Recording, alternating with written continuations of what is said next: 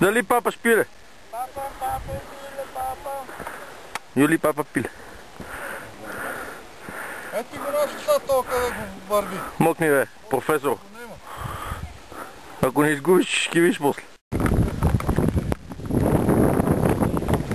Фана и дъжда ни фана. Айде, Вичо.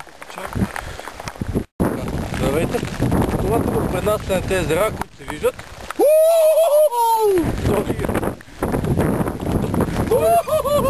Той избега.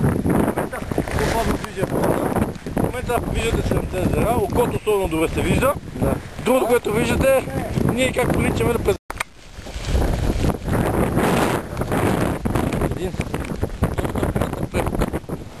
Казали са, че пияните Господ да ги пази, затова ще се напиваме, да ни пази Господ. Некой се нервира, който пие живот, той се нервира. Шаша,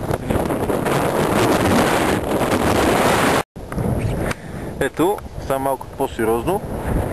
Изчити се времето точно за 10 секунди си изчити всичко. Е, там далечината. Сори, се вижда хижата. Изчити се доста, ние бяхме малко нагоре и се открива тази. Значи спиеме и ще вадиме пържолите. Излишни. Малко гадни вале, но приятно. Нормално. Имахме нужда точно от това. Това си търси нещо акъл. Господин Гедо си търси акъл. Така е, какво да правиш. За сега чао. Да. Това е хижи във въздух. Ай там горе. Горе някъде язовир, къде ще видим къде. Но тук е спа комплекс. Джакузите, макузите, всичко има.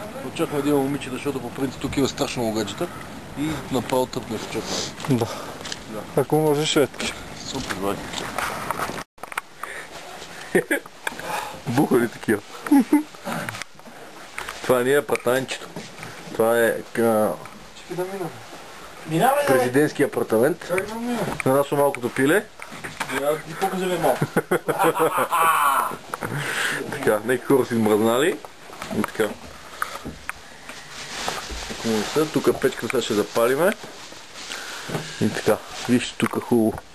Вижте и каква романтика ви поставя. Баси чудото. Красота. Така, е там се вижда покрива на хижата. Оттам дойдехме. Зад този бир се падат на тези езера. Сега ще покажа нещо друго. Без коментар просто.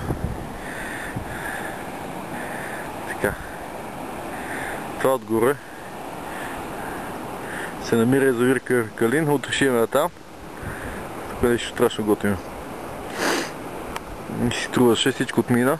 Вече времето се поправи. И е добре. Там се виждат Кочериново някъде. Зад Калин се намира вече Рила и Паста. И Рилския манастир. Там. Право много красиво. Ужасно. Бате нас настройва нещо и си пие биричка. Прави малко скрита реклама така.